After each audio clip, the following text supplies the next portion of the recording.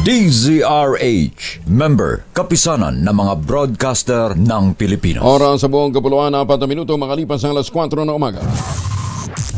DZRH, magandang umaga Pilipinas! Sa DZRH Radio, DZRH TV at DZRH Online.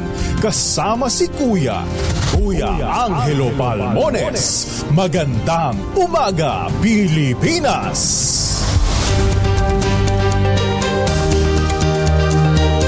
Lunes tayo ngayon, 25 na ng Setyembre 2023. Sa ulo ng ating mga balita, dalawang LPA sa labas ng Philippine Area of Responsibility magpapalakas sa habagat. Magpapaulan din sa malaking bahagi ng bansa ayon sa DOST Pag-asa. Smog naman sa Metro Manila at Batangas nabawasan na ayon din sa Pag-asa. China naglatag ng 300-meter floating barriers sa Bajo de Masinloc. Mga mangingisdang Pinoy apektado. At dito naman sa May Sulusi, may pagbabawal ding ipinatutupad naman si Governor Abdusa Cortan. Bagong Pilipinas Servisyo Fair, ikakalat sa mahigit 80 lalawigan sa bansa ayon kay Speaker Martin Romualdez. World War sa pagitan ng Makati at Taguig muling nabuhay. Guro patay ng salpukin ng van ang minamaneho nitong motorsiklo sa Batangas. Magandang umaga, Pilipinas! Kasama natin ang buong radyo natin FM nationwide. Ang ating mga radyo natin stations sa Luzon, Visayas at Mindanao. 91.7 BNFM Radio sa Cebu at 94.3 FM sa Jensan. Sa detalye ng ating mga balita. Malaking bahagi ng bansang makararanas sa mga pagulan. Epekto naman ng dalawang low pressure area na nasa labas ng Philippine Area of Responsibility. Gayon din ang Southwest Monsoon o habagat. Ayon kay Benson Estareja ng Pag-asa, mataas ang tsansa ng pagulan sa mga lalawigan ng Zambales, Bataan, Metro Manila, malaking bahagi ng Mimaropa at Western Visayas sa susunod na 12 oras. Bagamat lumabas na ng PAR ang LPA na huling namataan sa layong 400 kilometro north-northwest ng Pag-asa Island. Pinalakas naman ito ang habagat na magpapaulan sa Southern Luzon at Visayas. Samantalang trap ng LPA na nasa mahigit 2,500 kilometers naman ng east ng Northern Luzon, inaasahang makakapekto sa eastern portion ng Southern Luzon, kaya din ang Visayas sa susunod na ilang araw. Sinabi naman ni Estareja na magiging masungit pa rin ang panahon sa eastern part ng Central Luzon, Calabar Zone, Bicol Region at natitirang bahagi ng Visayas at Caraga Region, epekto pa rin ng extension ng LPA. Binaha ang ilang bahagi ng Metro Manila kabilang ang EDSA Avenue nitong weekend dahil sa matinding pagbaha. Pero isinisisi ng MMDA o Metropolitan Manila Development Authority ang pagbaha sa mga basura at mga plywood na bumara sa mga drainage system. Ayon kay MMDA General Manager Procopio Lipana, bagamat tuloy-tuloy ang paglilinis ng ahensya sa waterways, napakarami pa rin ng mga basura sa daan. Umapilan si Lipana sa publiko na maging responsable sa pagtatapon ng basura gaya ng plastik at iwasan ding ikalat ito sa mga kalsada. Samantala, nawala na ang makapal na smog na bumalot sa Metro Manila nitong nakalipas na linggo.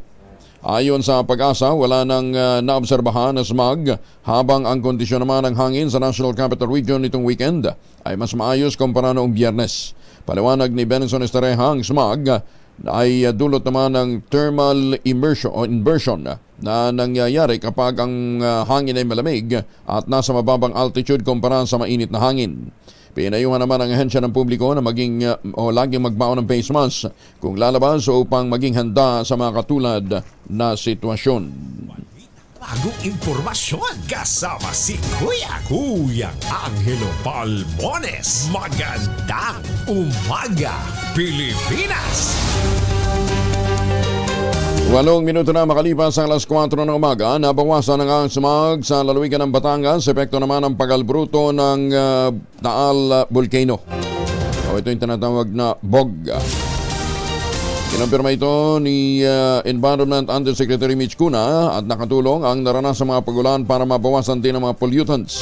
Yan man, pinapayuhan pa rin ni Cuna mga residente ng Batangas at mga kalipit lugar magsuot ng face mask para na rin sa kanilang proteksyon.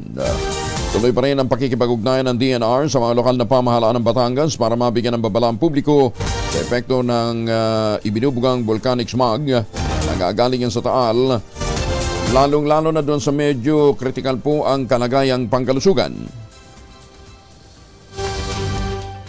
We are requesting for a budget para madagdagan, para maintindihan na papag-aralan ng gusto ang air quality sa halimbawa sa isang lungsod. Kinakailangan medyo marami yung stations para makuha mo yung air quality ng buong lugar. As opposed to, kunyari, isa lang o dalawa lang, kung malapit sa kalye, talagang ang pwesto, talagang magiging mataas ang readings.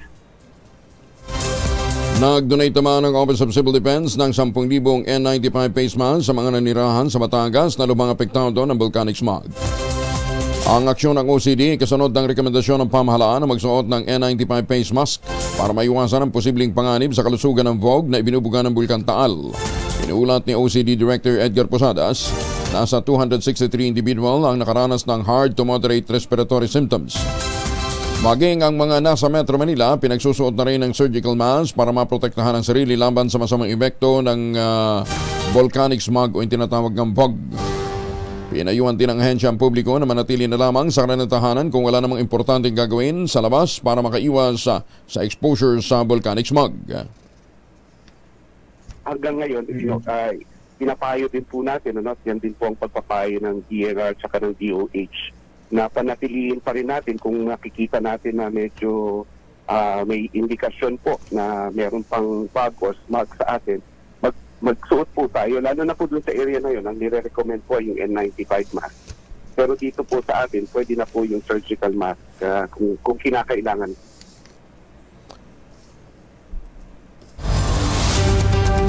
Isang minuto na makalipas ang alas 4 ng umaga. Medyo naninibago tayo dito sa bago nating kontrol, Suspendida naman ang trabaho sa lahat ng korte sa bansa simula mamayang alas 3 ng hapon.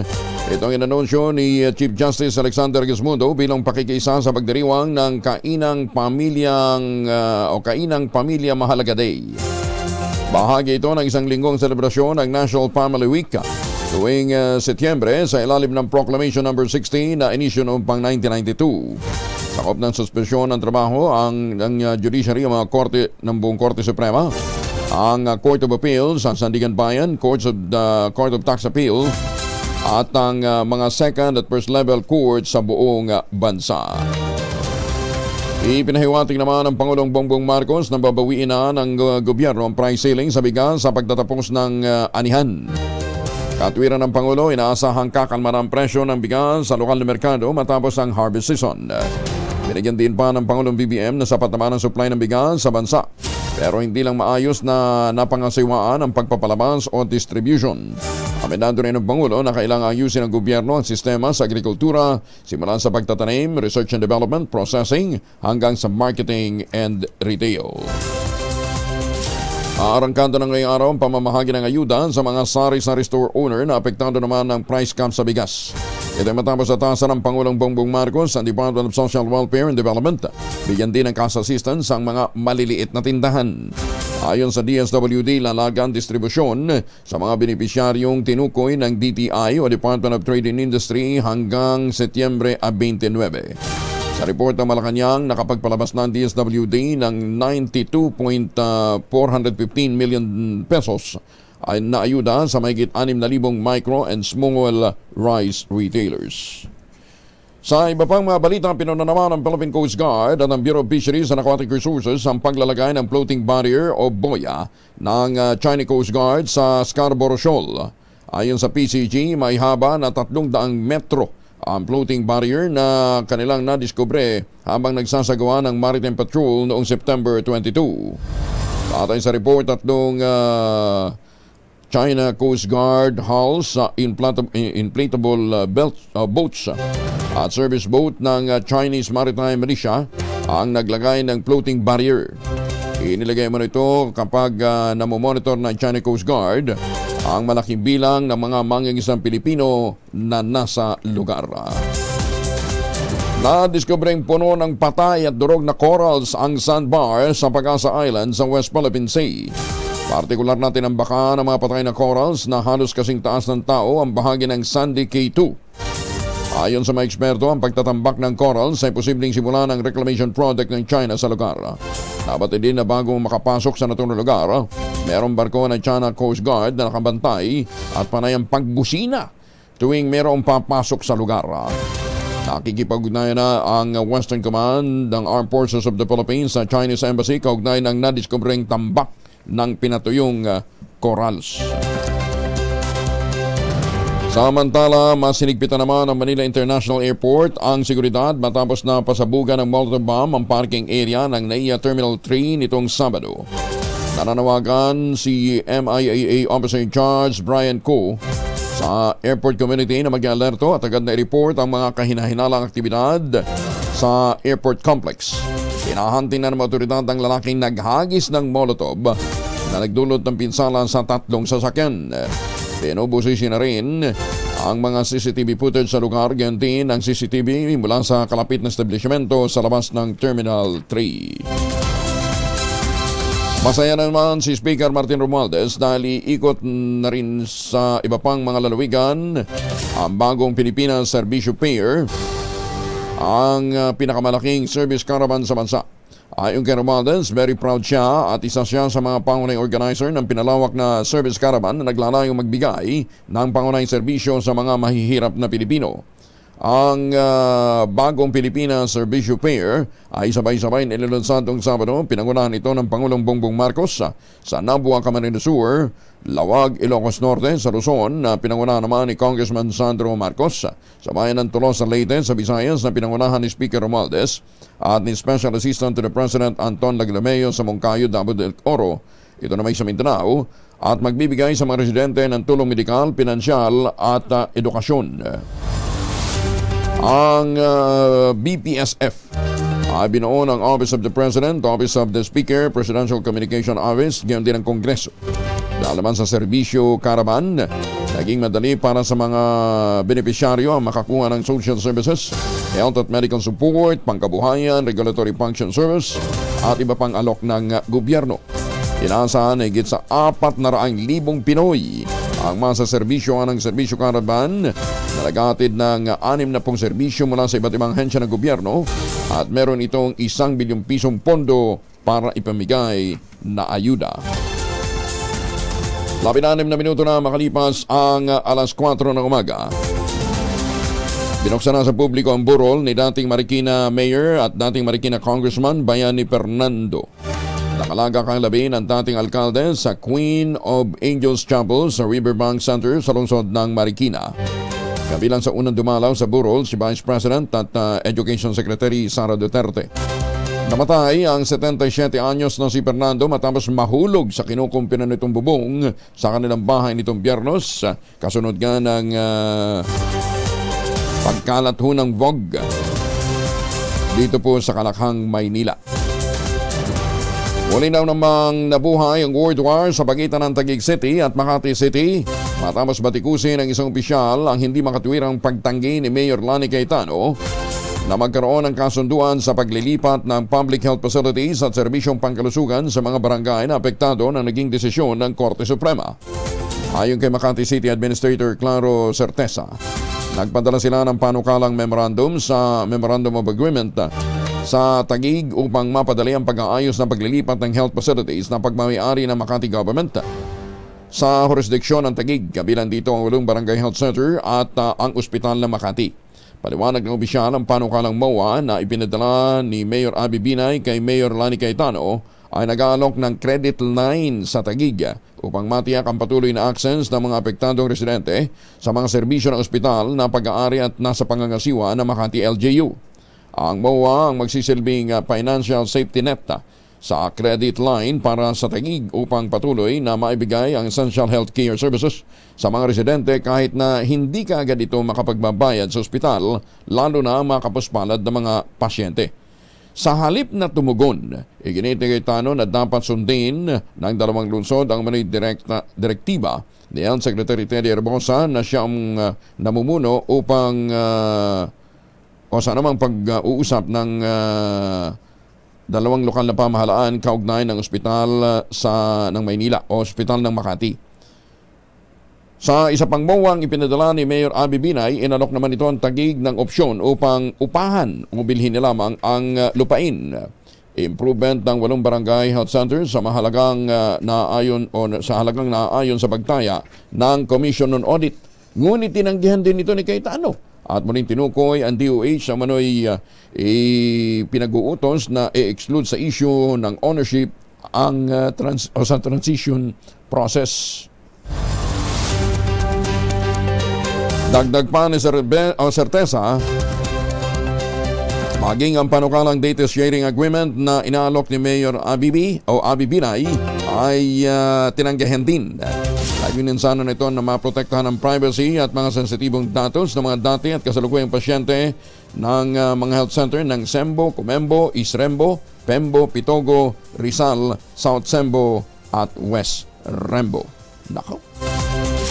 Kailan ba matatapos itong problema ito ng kanilang bangayan dyan, ha? Showbiz muna tayo. 20 minutos na makalipas ang alas 4 ng umaga, actress na si Debra San nagsisisi daw. Nalulong sa illegal na droga at walang naipundar. Loko, sino daw si Debra San? Abay, tanong natin kay Morley Alinio. Morley, good morning. Gising na ang showbiz, rampa na Pilipinas. Good morning, Kuya Angel.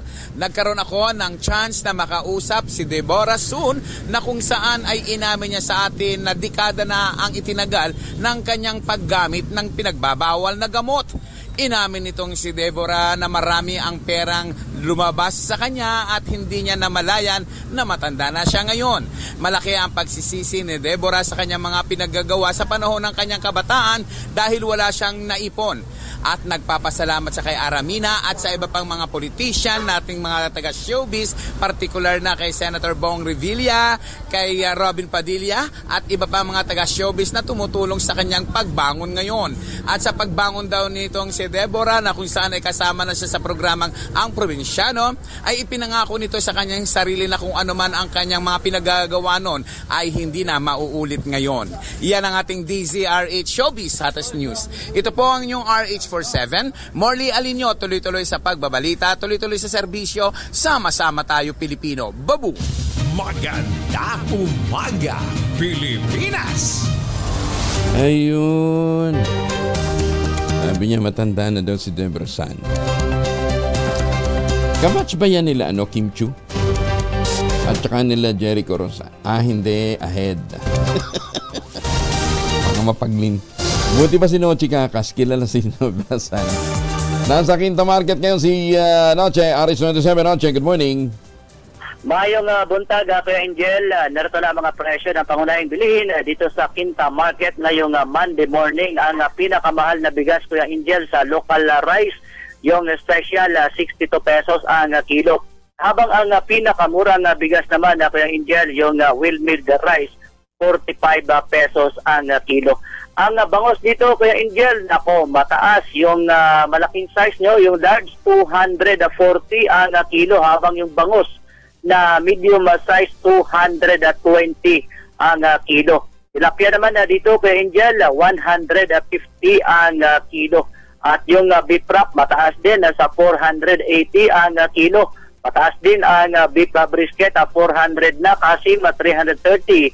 Habang ang liempo tumaas din sa 360 ang kilo. Ang whole chicken mataas din sa 200 ang kilo. Yung itlog naman, yung medium size, 7 pesos ang bawat isa.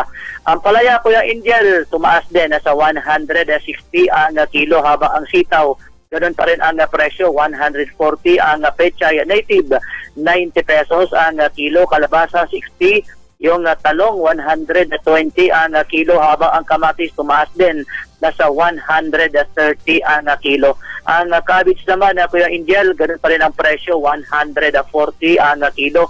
Yung carrots, 150, habituelas o yung tinatawag na baggy beans, 120, habang ang white potato, 160 ang kilo. Pechay bagyo naman, 140, habang ang sayote nakapako sa 70 pesos ang kilo. Ang sibuyas sa pula naman na Kuya Angel, yung local 150 ang kilo, habang ang garlic imported 140. Isama na rin natin yung siling labuyo. Nako, malulula ka pa rin sa presyo. 600 ang kilo. So, kalamansi naman 70, lakatan 100, habang ang papaya solo 60 pesos at ang mangga tumaas din ng konti, nasa 250 ang kilo. Pero yung sugar white, nako, matutuwa si Tatamon Samson dahil ang sugar white 95 pesos, sugar was 90, ang sugar brown 85. Habang kung kayo ay magsasangag ngayong umaga gamit ang palm oil 350 ml 40 pesos, habang ang palm oil 1 liter 80 pesos. Isama na rin natin yung wala pa ng coconut oil. Okay, so yan ang presyo ng mga pangunahing bilihin na Kuya Angel ngayong Monday morning dito sa Quinta Market sa Maynila. Wala sa nanan sa Pilipinas, sa DCRH. Ako sinatsikakasul-tuloy sa pagbabalita, tuloy-tuloy sa serbisyo. Sama-sama tayo, Pilipino. Dagan salamat, Noche.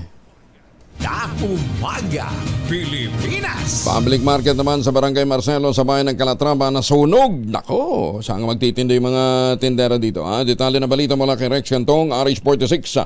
May nga, Rex. Nasunog ang public market sa Sitio Riverside, Barangay Marcelo, bayan ng Calatrava, Negros Occidental. Ayon kay Fire Officer 3 Maria Cresna Hugo, Ground Commander ng Bureau of Fire Protection sa bayan ng Calatrava, patuloy ang kanilang investigasyon kung ano at saan nagsimula ang sunog sa Barangay Marcelo Public Market. Dagdag pa ni Hugo, umabot sa second alarm ang sunog at wala namang nasugatan o kaswalte na umabot sa 2.4 million pesos ang pinsala ng nasabing sunog. Nagpapasalamat naman si Hugo sa mga rumisponding mga fire trucks mula sa bayan ng Calatrava, Tuboso, lungsod ng Sagay at lungsod ng San Carlos, Negros Occidental. Mula sa Akson Radyo Bacolod, ito si Rex Cantong, tuloy-tuloy sa pagbabalita, tuloy-tuloy sa serbisyo, sama-sama tayo Pilipino. Damong salamat, Rex. 26 na makalipas ang alas 4 ng umaga matapos naman ang 11 linggong magkasunod na oil price hike. Kasado ang katiting na rollback sa presyo bukas. Sa pagtaya ng Uni Oil Petroleum Incorporated, posibleng maglaro ng 20 hanggang 40 sentimos sa magiging tapyas presyo sa diesel, 15 hanggang 35 naman ang sa gasolina.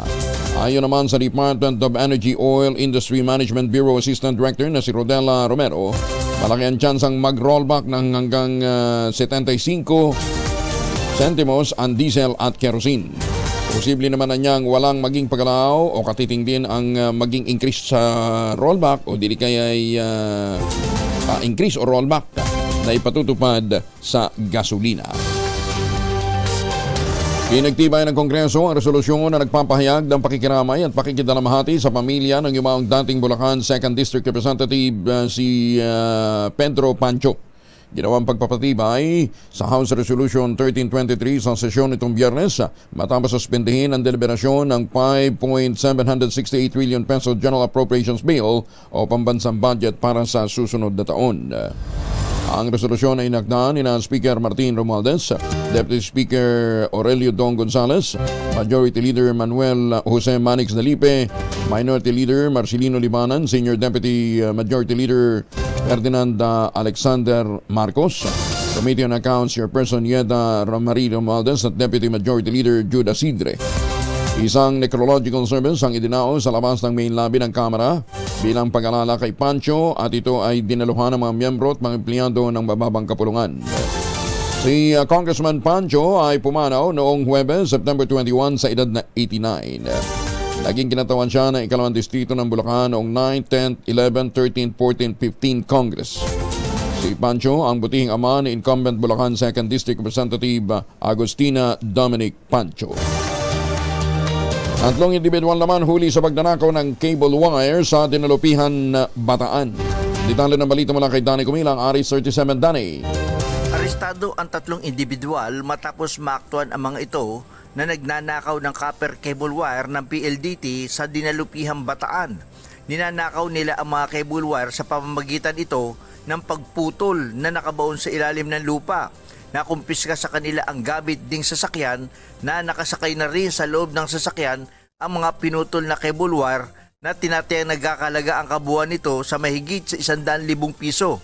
Matatandaan kamakailan lamang ay may nahuli ding nagnanakaw ng cable wire sa bayan naman ng Pilar at ang mga ito ay nakulong at mga nakasuhan din ng tip. Sa tulong ng mga nagpapatrolyang mga barangay tanod at enforcement sa lugar ay nadakip ang nasabing mga magnanakaw. Ang mga nahuling magnanakaw sa Dinalupian ay na-turnover na sa Dinalupian PP para sa isasampang kaso. Samantala, nananawagan si PD Colonel Parmertria sa mamamayan na kapag may nakitang kahina-hinala ang mga kilos ng mga di kilalang mga tao sa kanilang mga lugar ay ipagbigay alam agad ito sa barangay o kaya sa PNP. Mula sa kauna-unahan sa Pilipinas, DZRH, ito si Danny Kumilang. Tuloy-tuloy sa pagbabalita, tuloy-tuloy sa serbisyo. Sama-sama tayo, Pilipino! Maraming salamat, Danny. May pakikayungan sa ating mga kababayan dyan po sa Pampanga.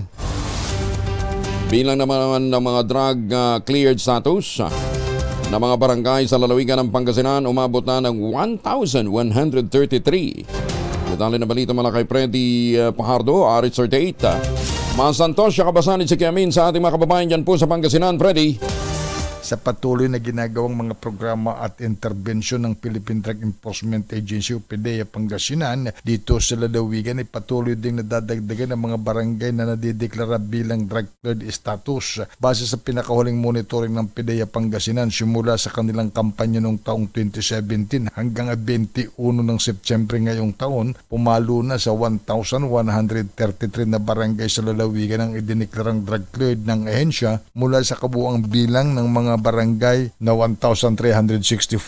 Batay sa datos, 1,272 mga barangays na apektado ng illegal na droga kung saan nasa 139 na lamang na barangay ang natitirang apektado pa sa ng illegal drugs. Ayon kay PDEA Pangasinan Provincial Director Richie Camacho, ang dahilan ng hindi pa kayang ideklara ang natitirang mga barangay ay dahil sa kawalan ng tinatawag na balay silangan o reformation center facility ng LGU para sa mga individual na sangkot sa illegal na droga ngunit gustong magbagong buhay. Tinukoy naman ng opisyal na ang mga lugar ng Dagupan City, Binmales, San Carlos City, Bani, Posorobio at Manawag ay masasabing apektado pa rin ng illegal drugs. Mula sa Aksyon Radio Pangasinan, ito si Freddy Pajardo, Aris 38, tuloy-tuloy sa pagbabalita, tuloy-tuloy sa serbisyo, sama-sama tayo, Pilipinas. Salamat, Freddy. Samantala, 7.4 million pesos na laga ng shabu na samsam sa bypass operation sa Kanaman, Camarines Sur.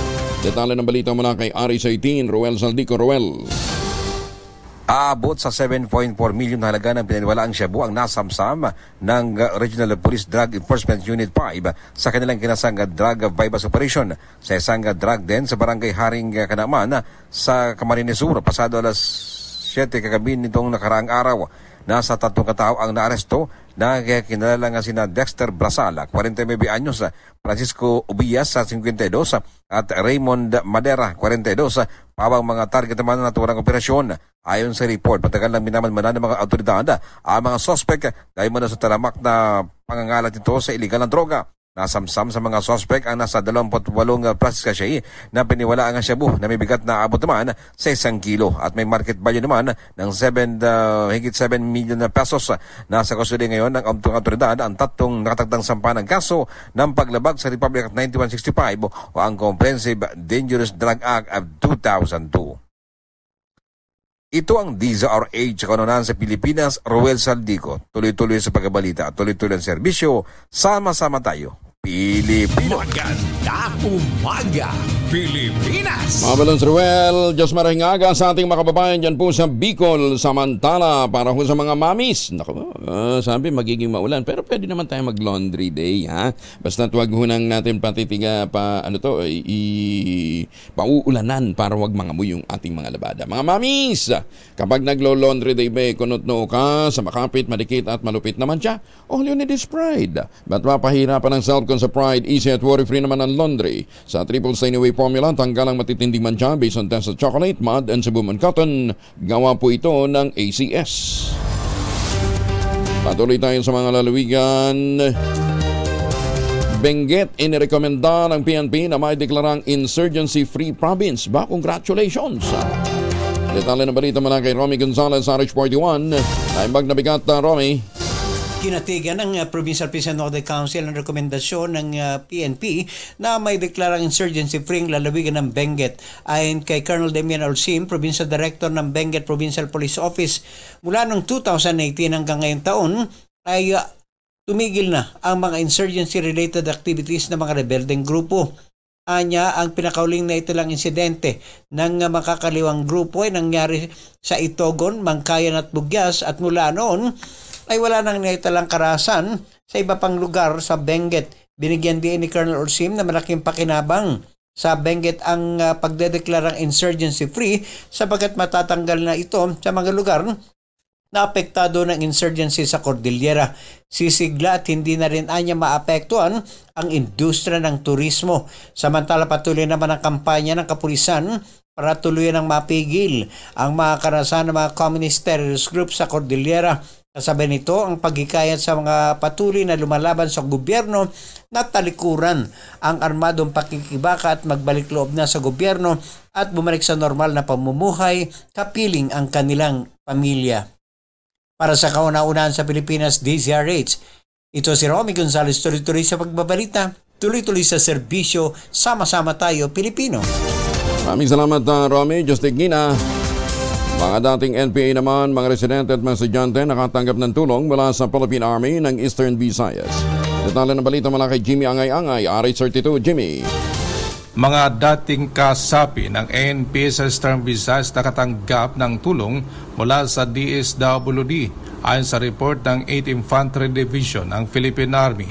Spokesperson Captain Jefferson Mariano, 265 mga dating ANP nakatanggap ng tulong pinansyal mula sa DSWD, samantala 40 naman ang mga residente nakatanggap ng livelihood starter toolkit mula sa TISDA. Ito ang mga residente mula sa Barangay Canlotero sa Maydulong, Eastern Samar.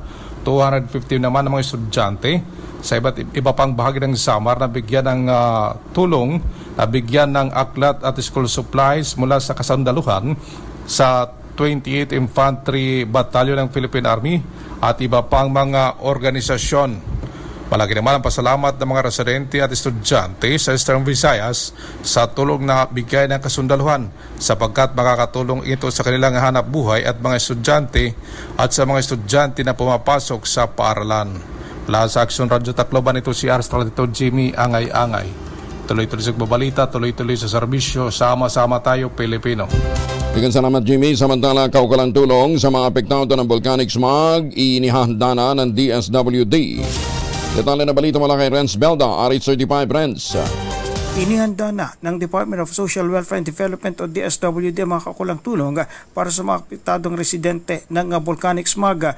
Iniulat ni Frederick Vargas ng DSWD Region 4A na patuloy ang pagsusuri at pagtukoy ng kanilang ahensya sa bilang ng mga apektadong residente kabilang na ang mga may tuturing na mayroong economic struggles dahil sa paglimita ng paglabas ng tahanan.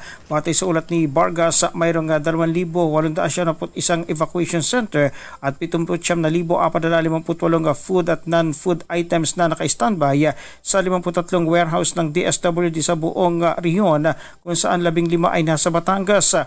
Nanatiling naka-alerto ang Philippine Information Agency o PIA Calabarzon sa mga kaganapan sa Bulkang Taal kung saan patuloy ang pagpapalaganap nito ng mga advisory mula sa PHIVOLCS kaugnay ng kalagayan ng bulkan gayon din ng iba't ibang impormasyon na nakasentro sa mga hakbang ng gobyerno upang tugunan ng epekto ng VAG. Katuwang ng PIA ang iba pang ahensya ng pamahalaan kabilang ang Bureau of Fire Protection, Philippine National Police at ang Department of Interior and Local Government o DILG. Ipinahayag rin ng PNP Calabarzon na antabay ang kapulisan at mga kagamitan nito na maaring magamit kung kinakailangang ilika sa mga residenteng nakatira sa paligid ng Bulkang Taal. Para sa kauna sa Pilipinas, DZRH, ito si RH35 Renz Belda. Tuloy-tuloy sa pagbabalita, tuloy-tuloy sa serbisyo, sama-sama tayo Pilipino. Maraming salamat, Renz. At magandang umaga kay Mayor Sandy Mendoza dyan po sa Talisay, Batangas. Magandang umaga din kay Kaador Pleito, ang champion ng mga magkakawayan dyan po sa Bulacan. At para ho sa mga may lakad ngayon, sabi nga ho ng MMDA at saka ng PBOX, magmaon lagi ho ng face mask, lalong-lalo na yung N95 doon ho sa mga lugar na apektado ho ng smog o ng bog. Pero kung kayo ho na may mga lakad, ugaliing pagbaunin ninyong mga kapamilya, ang inyong mga mahal sa buhay ng family alcohol. Dalawang formulation ng family alcohol na pwede natin pagpilian. Yung family 70% isopropyl alcohol, especially prepared for clinics, hospital, pharmacies, laboratories, pero okay na okay din po sa mga households. Very effective yan sa disinfection at sterilization. Ganyan ang bagsik ng family 70% isopropyl alcohol. Maghapon man yung gamitin, no problem. Hindi po manunuyo ang inyong mga kamay dahil meron po itong moisturizer. Yun namang mabagong family rubbing compound improved alcohol. Yun po yung mabagong isopropyl alcohol na gamit ho ng mga masahista, mga barbero, mga doktor, mga nurse, mga komadrona for sponge baiting and other cleansing purposes. Family rubbing alcohol parang DCRH subok na sa mahabang panahon. Mabibili sa namang butika at convenience stores nationwide. Family rubbing alcohol, hindi lang pampamilya, pang sports pa. And speaking of family, simula po ngayong araw na ito, ang Family World Family Week o International Family Week. Kaya nga po, walang pasok ngayon ang mga korte. Sabi ho ni, alas 3 pa naman. Alas 3 pa mamaya, wala na pong pasok ang mga korte bilang bahagi po ng pagdiriwang. Sabi po ni Chief Justice Gesmundo, ay bahagi ng pagdiriwang ng Family Week para daw po makauwi ng maaga. Ayan ha. Ang alam ko lahat ng mga ahensya ng gobyerno maliban lang yata sa Kongreso.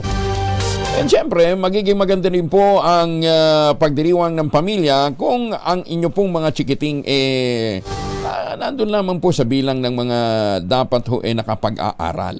Nakakapag bihis na maayos, di ba? May mga panahon para mamasyal, makapag-relax, ganyan ho dapat. Minamanage ho dapat ang size ng isang pamilya. At alam ba ninyo na ang family planning, panahon pa ho ni Kopong-Kopong ipinatutupad na. At maniniwala ba kayo na yung condom, ang condom ho pala ay ginamit na noon pang mga kapanahunan ng 1640.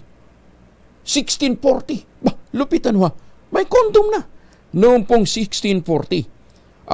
Ang ginagamit po nila ay yung pong intestine. Bitukan ng baboy. Lupitan ho. Sa ating ngayon, ginagawang bobis tsaka dinuguan. Sa kanila noon, ginagamit yan pang contraceptive. Nakuha po ito ng mga archaeologists sa city of Lund, sa Sweden. At sinasabing ito ay pinakamatandang specimen ng condom sa buong mundo. At alam ba ninyo na ito'y reusable? Hindi disposable. Reusable. Sa Pilipinas, baka pagka nireuse natin ang condom lalong kumalat ang AIDS. Anyway, ang eksperto po pagdating ho sa paggamit ng condom ay si Dr. John D. Flavier.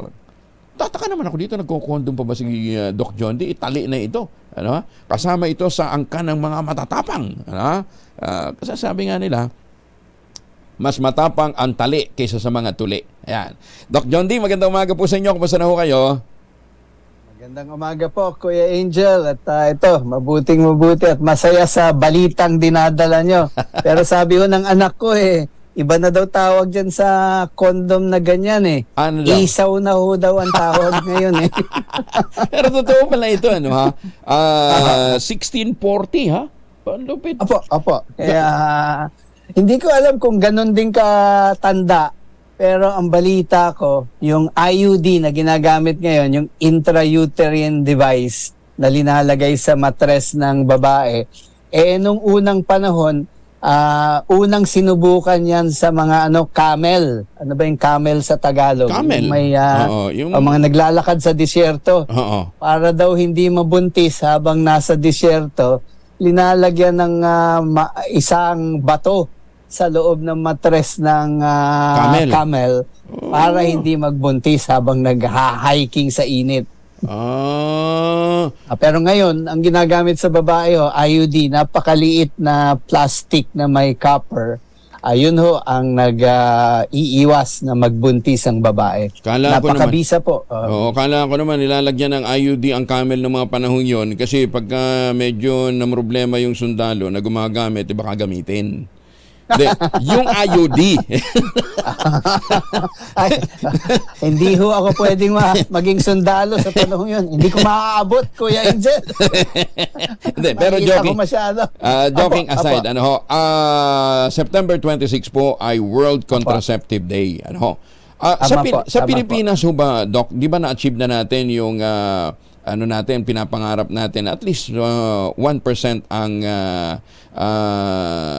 reproductive rate ng mga kababaihan, specifically na kababaihan. Yung 1%,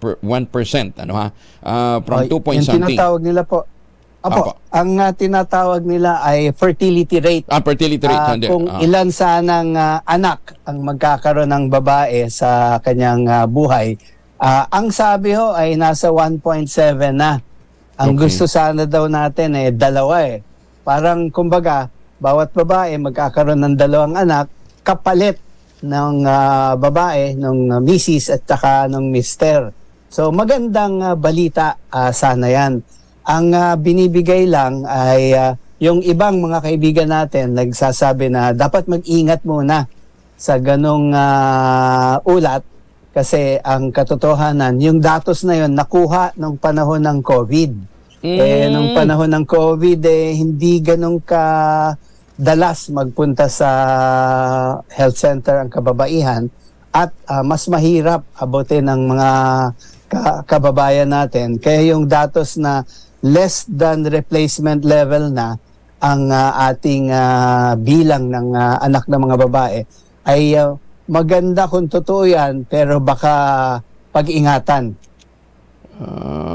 So hindi pa ganun hindi pa ganun sa ka-time, timely, hindi napapanahon. Kasi yung pwede din nating tignan na datos, ay tanungin yung mga kababaihan mismo. Ilan ba sa kanila ang gumagamit na ng family planning, contraceptive? Ilan ba sa kanila ang masaya na sa bilang ng mga anak? Kasi doon natin malalaman, Kuya Angel, kung mayroong mga babae na at mag-asawa na masaya na sa bilang ng kanilang anak pero hindi pa nakakapagplano ng pamilya. Yung datos din na nagsabi na ang replacement level ay halos naabot na natin, ay yun din na nagsasabi na sa kasalukuyan, kalahati halos o lampas pa, mga 58% o 60% ng kababaihan ay masaya na sa bilang ng kanilang mga anak. Mm-hmm. Kaya lang, ang gumagamit lang sa kanila ng family planning ay 70. Kung sa eskwelahan yan, bagsak pa rin 70% lang. Ibig sabihin sa mga gusto sana magplano ng pamilya, 70% lang. O sa 10 gusto magplano ng pamilya, 7 lang ang nakakapag-abot sa gusto nilang mga paraan. Kaya kulang pa rin ang contraceptives. Okay, Doc, pero sabi nga nila, marami na daw sa mga Pilipino ang nagdi-delay ng pag-aasawa. Pero hindi naman pala nangangahulugan, base sa inyong binabanggit, dinelay nga ang pag-aasawa, pero hindi naman dinelay ang pagbubuntis. Opo, totoo yan. Lalo sa ating kabataan ngayon, kasi ang mas lungkot na datos din, halos sa mga kabataan ngayon, ang bilang ay ang binilang pa lang yung 15 years old hanggang 19 years old, 5% na sa kanila ang nagbuntis na po at nanganak. Kaya sa sinasabi niyo po, may ilan na delayed o hindi pa nag-aasawa, pero mayroon din mga batang-bata pa lang nagbubuntis na po. Nakakatakot delikado yun sa bata. Ano ang top contraceptive tool na mas ginagamit sa Pilipinas? Pills pa rin o yung injectable na? Tama ho kayo, pills po. Dahil mas mura at saka mas madaling mainom, pills po. Yung injectables, meron na rin ang gumagamit at implant yung tinatawag. Pero dahil kailangan ho ng komadrona, manggagamot o nurse na magpapasok, maliit pa rin ang bilang. Pero libo-libo na rin ang mag-asawa o kababaihan na gumagamit ng pills at injectables. At sa mga kabataan po, napakaganda yon kasi kung nasa kolehiyo yung bata o high school, lalagyan lang ng implant sa ilalim ng kanyang braso, sa braso niya, protektado na siya at hindi na magbubuntis hanggang mga 3 taon pa po. Baka sasabihin naman nakikinig, ano ba kayo? Ba't nyo pinagpo-promote ang pagbubuntis ho ng mga kabataan? Real talk na ho tayo ngayon, ha? Wag na ho tayong, yun na nangyayari. Wag na ho tayong, ipokrito. Sa totoo lang, nangyayari na ho yan. Kaya nga, as much as possible, itong mga serbisyo na ito na binabanggit natin should be available sa mga ospital. At huwag tayong maging discriminatory. Kasi yung iba, Doc, tinatanong pag sinabing, ilang taon ka na? 18, hindi ka pa na pwede ng implant. Mali yun. Maling mindset ho yun. Dahil lalo lamang hong napapaaga ang pagbubuntis ng mga kabataan. Sinasabi nga ni Doc John D, nasa 5% na nung 15 to 19 years old ang nagsipagbuntis. Doc, ano ang magiging highlight po ng activities bukas, September 26? Bukas po, medyo sa buong mundo po, merong mga grupo na nag-aalala dito sa pagplano ng pamilya. Hindi lang ho dahil sa serbisyo po, pero yung isang mahalaga ho ay para tugunan ng katanungan nyo ho, panahon din para magbigay po ng impormasyon tungkol sa pagplano ng pamilya kasi isang halimbawa ho ng pagkukulang natin. Kung tatanungin nyo ho ang kababaihan, isa lang sa 4 na kababaihan ang alam kung kailan sila pwedeng magbuntis o kung kailan sila fertile. So napaka-konti pa ho ang alam kung kailan sila mabubuntis at ang mas masakit ho, marami ang mali ang akala. Halimbawa ho, pag tinatanong ang kababaihan, lalo na yung mga kabataan, kailan ka ba pwedeng mabuntis kung magtali kayo ng boyfriend nyo o ng lalaki? May iba ho sinasabi pagkatapos magregla o habang rineregla. Pero ang katotohanan ho ay sa gitna ng panahon ng pagreregla, yun yung fertile period. Pero 25% lang ho ang nakakaalam ng ganyang impormasyon sa babae. Lalo na sa lalaki ho, hindi alam. Kaya sa madaling salita, Kuya Angel, ang sinasabi namin ay kulang sa impormasyon, kulang sa serbisyo. Kaya bukas, World Family Planning Day, at sa bawat araw na nag-aalala tayo sa ating mga mahal sa buhay, dapat nagplaplano ng pamilya. Dok, ibig niyo bang sabihin, nagkukulang pa rin ang implementasyon ng Republic Act 10534? O 10534? Ang gagawing batayan po ay yung impormasyon at education at kaalaman ng kababaihan, kulang po. Pero doon sa unang datos na sinabi nyo na baka less than replacement level na tayo o ang fertility ng babae less than 2 na, kung yun ang babasahin at magiging batayan, pwede mo ring sabihin gumaganda na ang programa. Pero sa kabilang banda, kulang ang impormasyon at may ilang pang kababaihan at mag-asawa na nagsasabi na gusto na sana namin magplano ng pamilya pero wala kami nagagamit, ay isa ring batayan yon na meron pa tayong dapat gawin na serbisyo at pagbigay po ng impormasyon. Kaya salamat po, Kuya Angel, sa pagkakataon na ito. Anyway, mas mababa naman yata ang acceptance pa rin ng NSB. Sa mga lalaki. Vasectomy. Sa mga lalaki ng lalaki. Napakababa po. Wag niyo namang iasa sa inyong mga partner, sa inyong mga esposa, yung pagsasakripisyo sa pagpaparami ng mga o pagdami ng inyong mga chikiting. Be responsible. Sabi nga na, shared responsibility. So, ulitin ko ho, mas pogi, mas matapang, mas matikas ang mga tali kaysa sa mga tuli. Yan. Dok, saan ho ba? Meron ho ba kayong libreng NSB operation bukas? Opo. Hindi ho bukas. Ang nagpa-schedule ho yung katapusan sa ang maganda ho, World Vasectomy Day bukas. World Family Planning and Contraceptive Day bukas, pero ang World Vasectomy Day ho ay sa Nobyembre. Kaya sa Nobyembre, Kuya Angel, halos buong buwan, nakaschedule na ho ang magpapatali na mga kaibigan natin sa Davao City Vasectomy Center, sa Baguio City Health Department at sa Family's Choice at sa Mary Johnston Hospital dito sa Manila. So sa kanila ho, ang nakita namin, lampas na po 30 kada linggo ang nagpalista para magpabasectomy sa Nobyembre. Pero itong mga nakaraang linggo ho, meron din hong nagpapalista na halos umaabot ng 20 o mahigit pa ang nagpapatali na kada linggo, Kuya Angel. So magandang balita yon. Pero kulang pa rin ho. Kasi ilang libo lang ho yan kumpara sa milyon na kailangan. Opo. Marami nagsasabi, I love you. Mahal ko. I love you, mahal ko. Pagkatapos ay nahayaan nyo silang maghirap, di ba? Siyam na buwang magbubuntis, di ba? Pagkatapos pagka naman nalasing ka, ikaw tong unang nangangalabit, di ba? Paraan ho ng pagpapakita ng mga mister na mahal talaga nila kanilang mga esposa. Happy na kayo sa inyong mga chikiting, magpa-NSB na kayo, andyan ho yung mga numero, tumawag ho kayo. O dili kayo, mag-text ho kayo kay Doc John D.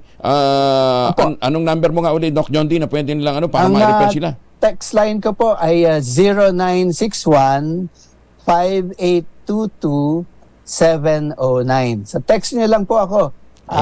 Masasagot ko kayo. Ang paghingi ko lang ng paumanhin, kuminsan nauutusan ako ni Mrs. kaya hindi ko hawak ang telepono.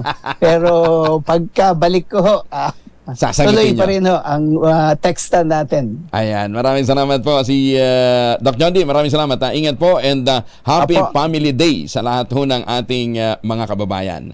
Thank you. Sige maraming salamat po. Mabuhay po kayo. Magandang umaga. Si Dr. John D. Plavier, anak po, mas pogi daw siya. Ayan pero hindi ako naniniwala, mas pogi pa rin si Senator Johnny Plavier. Kaya sabi nga ni Secretary Plavier noon, let's do it! Maganda umaga, Pilipinas! Ay mga misis, sa may araw ba si Monso pag-uwi galing ng eskwela, may dahil sa germs sa katawan nila para labanan ang amoy araw at amoy pawis, gumamit ng Shield Bath Soap regularly. Unbeatable ang Shield sa paglaban sa germs versus another brand. May shea butter na pampalambot ng kuti sa presyong abot kaya 12.50 SRP. Kaya mga misis, challenge yung subukan ng Shield Bath Soap. Galit sa sakit, may malasakit, sulit na sulit. Isang linggong anti-criminality campaign ng QCPD, mahigit 200 na individuals naman ang arestado. Detalye ng balita mula kay Bal Gonzales, Arish Bal. Kuya Angel, kabuang 205 katao ang nasupol ng Quezon City Police District sa magkakahiwalay na operasyon sa iba't ibang lugar sa lungsod Quezon sa nakalipas na isang linggo. Sa report ni QCPD Director Police Brigadier General Red Maranan, kabilang sa mga naaresto ang 48 na sangkot sa illegal drugs, 86 na wanted persons at 71 naman ang nahuli dahil sa illegal na sugal. Sa anti-illegal drugs, aabot sa halos 1.9 milyong piso ang nasamsam na halaga ng siyabot marijuana na resulta ng 32 isinagawang operasyon na ikinaaresto ng 30 tulak at 18 mga drug users. Kabilang naman sa naarestong nagtatago dahil sa kinasasangkutang iba't ibang mga krimen ang 31 na itinuturing na top most wanted persons. Ayon kay Police Brigadier General Maranan, bahagi pa rin ito ng pagpapatupad ng batas para mabigyan ng mapayapang pamayanan ang komunidad. Sabi pa ni Maranan, patuloy na ipatutupad ng QCPD ang 3 minutes response time para sa mas ligtas na Quezon City. Para sa kauna-unahan sa Pilipinas, DZRH, ako naman, Val Gonzales, tuloy-tuloy sa pagbabalita, tuloy-tuloy sa serbisyo. Sama-sama tayo, Pilipino. Maraming salamat. Maraming salamat, Val. Ay, magandang umaga sa mga Pilipino dyan sa Hong Kong. Sabi ni Samuel Ruba, pangunahan mo, susundan ko. Ay, nako, Samuel, mapapasubo ka. Matagal na akong nagpatali. Hindi lang ako tuli, nagpatali na ho ako. Pinangangambahang tumaas pang lalo ang presyo ng canned sardines mula sa Zamboanga Peninsula. Ito matapos na ipagbawal ng lokal na pamahalaan ng Sulu ang pangingisda ng mga commercial fishing vessel kahit na nasa labas ng kanilang boundary ng municipal waters. Nagsimula ang ban noong pang Setyembre 13 matapos na magpalabas ng babala si Governor Sakurta na huhulihin at kukumpiskahin ang mga fishing boat na papasok sa kanilang saklaw na karagatan. Sa ngayon, tigil muna ang hanap buhay ng may 20,000 mga manggagawa sa canned sardines industry ng Zamboanga dahil po sa sailing ban. Karamihan sa mga apektadong manggagawa ay saklaw ng no work no pay arrangement. Siguro ito ay dapat na ma-actionan kaagad sa lalong madaling panahon ng mga kinaukulan dahil nga sa ang apektado dito ay kabuhayan ng ating mga kababayan. Antabayanan po ninyo dahil nakausap na rin natin ang Bureau of Fisheries and Aquatic Resources, gayon din si Undersecretary Bless Lantayona ng DTI Regional Operations Group. Ayan. Uy, para ho doon sa mga nagtatanong pa rin ho nung bahay na available po para sa mga namumroblema sa baha. Ayan, ha? Ito ho, flood free. Ayan, ang inaalok ho sa atin proyekto ho ng Sibera Mabalacat dyan po sa Central Luzon, sa Sibera Mabalacat, Pampanga. Nandyan din siyempre yung Sibera Bacolor, Samira at saka yung Sibera Prestige. Ang gagawin lamang ho ninyo, makipag-ugnayan sa 0996-501-5555 o sa 0947-434-5555. Ito pa rin ang pangarap na magkaroon ng sariling bahay sa presyong abot kaya. Ang kagandahan ho nito, after 7 days pagkatapos po ng take-out ng Pag-ibig Housing Loan, pwede na kayong maglipat bahay agad. Pero yung Sibera Prestige, lupa lamang ho ang inaalok dyan. Ito pa rin ang pangarap na magkaroon ng sariling bahay sa presyong abot kaya. Ulitin natin, ha, 0996-501-5555 at 0947-434-5555. At dahil nga po magpapasko, ang alok ho ng Westchester Realty, brand new car. Bago ng kotse mo, bago pang bahay mo. Ayan, ha? Kaya doon ho sa mga masiswerte, samantalin ho ninyo itong alok sa atin ng Westchester Realty. Maganda umaga, Pilipinas! Alam ba ninyo na hindi pinapasok sa Heroes Hall ng isang paliparan si Colonel Ariel Corbin, General Ariel Corbin, isa pong Medal of Valor awardee. Lupit ano ha? Hero, hindi mo pinapasok sa Heroes Lounge. At ang masama pa nito, ang pinaburan, ang pinayagang hindi daw sila pinapasok dahil ang nandun mga tsekwa. Naka-reserve daw po itong lugar. Kasama na natin yan si Colonel o General Ariel Corbin. General, magandang umaga po sa inyo. Kumusta na ho kayo? Yeah, magandang umaga sa iyo, Kong Angelo. It's nice to be with you again, and maganda rin umaga po sa lahat ng nanonood at nakikinig ng programa. Teka muna, ako naman, alam ko ayaw mo magyabang Colonel eh. So dito ako magtatanong ho sa inyo. Ilang medalya ho ang inyong nakuha sa pakikipaglaban sa mga kalaban ng pamahalaan nung kayo po yung nasa serbisyo? Bukod doon sa Medal of Valor. Yeah, Medal of Valor po. Tapos 7 po yung aking Gold Cross medals, no? Gold Cross. Ito yung third highest combat award. Okay. Yung second combat award is yung Distinguished Conduct Star. Meron din po tayo noon. So, yun pong aking mga military merit medals. Most of them po were about combat. Okay. Kasi yung Triple M, may mga pang-admin kung tawagin nila. Pero most of my medals really were earned, achieved in the field. Habang kayo nakipagbakbakan sa mga kalaban. Yung Medal of Valor ho ninyo, kailan ho ninyo nakuha ito, Colonel? Ito yung nung all-out war natin, noong 2000, kung saan yung nagpakita ng aggressiveness na yung MILF. Mm-hmm. So we were pulled out from Palawan to clear, if you remember, yung ating Narciso Ramos Highway na kinontrol na ng MILF. Okay. And then nagkaroon ng problema dun sa they took over yung Kauswagan, and after liberating Kauswagan, I was tasked to capture the Camp John Mac. That's where I earned my Medal of Valor. Oo. Teka muna, Colonel. Kayo pala top notcher din sa inyong klase, ano ha? PMA class, ano nga kayo, Colonel?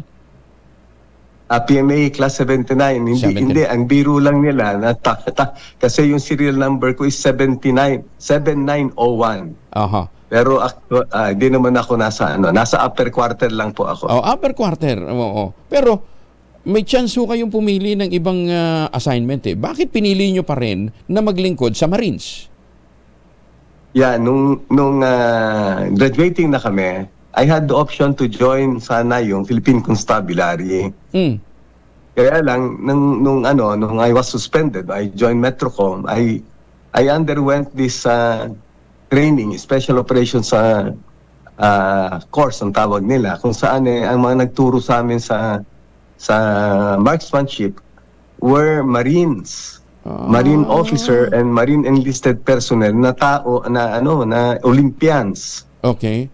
So I saw in them na ang gagaling naman nito at saka very professional. And then I found out, dahil nga mahilig naman tayo sa gera, na maganda pala na mag-join ng Marines. So instead of the Constabulary, I joined the Philippine Navy to really to join the Philippine Marines. So from PC, instead na pang chicks, pumunta kayo sa pang combat. Ay, wag magagalit yung mga PC ha. Para tayong kaibigan na dating PC, ano ha. Okay, so binibigyan din lamang ho natin to dahil baka naman yung namamahala sa ilang airport natin hindi pa kontento doon sa mga merit medals o doon sa distinguished medal. Binabanggit ho natin bakit binigyan ho ng Medal of Valor si Colonel Ariel Corbin. Pinakamataas na parangal po ito na iginagawad sa isang miyembro po ng armed uniform personnel ng mga kawal natin. Hindi lang ho sa Pilipinas, sa buong mundo. Pag sinabing Medal of Valor awardee ka, subok yung tapang mo at subok yung iyong pagmamalasakit para sa bayan. Handa ka magsakripisyo ng buhay. Bayani ka. Ba't hindi kayo pinayagan pumasok sa Heroes Hall? Ano daw ba ang dahilan, Colonel? Ganito po nangyari doon, kasi I've been going around talking to troops about of course leadership, patriotism, heroism, ganyan. Pagka pinag-usapan naman natin na sa mga local government units na pinupuntahan ko, I always emphasize po yung advocacy po ko ng good governance, kasi pag nakita ko yung lugar na wala ng NPA, wala ng insurgents, that only shows na maganda ho yung pamamalakad. Kasi the best antidote really to insurgency and violent extremism is good governance. So yun po ang pag-ikot-ikot ko. Ngayon, nung pauwi na ako dito ng Manila, yung ibang mga officers na kasama ko, nag-coordinate sila for the use of the lounge, Kasi ang alam namin, hindi ko alam na may Heroes Lounge. Meron. VIP Lounge ang alam ko. So, nag-coordinate kami. Ang sabi dun sa officers na nag-coordinate, sir, hindi po tayo makagamit nung lounge kasi po naka-reserve sa mga sa VIP. Ganun ba? Mag-boarding na. So, mainit na. Nasa coaster ako noon. So, we went inside. 3 po kami na 2 generals ang kasama ko rin. And then nung andun na kami, I wanted to use the restroom kasi mahirap na pagdating sa aeroplano. Pero nakita ko Heroes Lounge ang pala yung nakalagay doon. Ang feeling ko dahil nga sundalo kami at meron naman talagang policy sa mga Heroes Lounge na exclusively to be used by active and retired personnel, military and police, and together with their dependents. So sabi ko, pumasok ako na ganyan, nakita ko yung dalawa na Chinese looking. So nagpaalam naman ako sa kanila na can I use the restroom? they were just staring at me. They don't know how to speak English. Talaga? So tinawag ko yung dalawa, umupo na rin kayo for a while, tapos umalis na kami. Paglabas ko, naandun naman yung hindi airport guards, parang kaap nga yun. Sabi ko, sino naman nag-authorize na ganito? Pumasok. Sabi nila Sir, wala kaming alam dyan. Yung airport manager po ang nag-approve ng kanilang pagpasok. Request. May request pala sila na nalaman namin. Kaya pala hindi kami pinagamit kasi nauna na sila. Nagpaalam dun sa airport manager sila. Yeah. Teka muna, nalaman ko na nagpaalam na sila. Bakit naman ginawang exclusive para sa kanila? Ang laki-laki ng Heroes Lounge. Kung VIP lounge sana, hindi po ako magre-reklamo. Hindi naman ako pero kaya nakalagay doon, Heroes Lounge. Heroes Lounge. Talaga hong pinalagayan purposely para sa mga kawal natin, mga uniform personnel, active at saka mga yung mga retired, much more siguro. Pati po ang family nila. Oo. Kasama dyan. Baka naman hero na rin itong dalawang ito. Baka may mga niligtas na mga pating o kaya mga pawikan ito doon sa West Philippine Sea. Kaya pinayagan pumasok ito. Yan nga po yung pinag-alboroto ng mga kasundaluhan kasi binubuli naman tayo sa West Philippine Sea. And then, nung nalaman nga nito, ang comment nga nung iba sa akin Sir, sobra naman yan. Pati ba naman sa mga ganyan na pribilehyo na para sa atin nadi-deny tayo. Kaya lahat na nga lang ang inaano nila from mga isla natin sa West Philippine Sea. Hanggang ngayon ba naman sa mga teritoryo rin natin dito nasa norte na Oo. Ganyan pa rin ang trato nila. Okay. Anyway, nakasulat na kayo, nagparating na kayo ng inyong report sa Kaap? Colonel? Wala akong formal report na ginawa, Kasi ang tingin ko naman, hindi man malaking bagay na yan. Ang nasabi ko lang na nung na-find out ko na Heroes Lounge yun at hindi naman pala VIP Lounge, yun lang din ang ko. Anyway. I think they're looking into it naman. Dapat lang. Anyway, Colonel, pahabol ko lang nag-retire kayo as colonel pero dahil colonel kayo, you're given one rank higher upon retirement. Tama? Tama po yun. I was a brigade commander in Marawi noong 2000 kung saan I took the cudgels for my officers and men they were allegedly used to rig the election. So I took the cudgels for them. As a consequence, I was put in jail for 4.5 years. So I lost a promising military career. Yes. I would have easily retired a 3-star general if I was granted I was allowed to continue with my service kasi mapopromote na po sana ako noon na general. Kaya lang hindi nyo pwedeng iwanan yung inyong mga tao na napagbintangang nagamit sa eleksyon kaya inako nyo yung responsibilidad, hindi baling kayong makulong.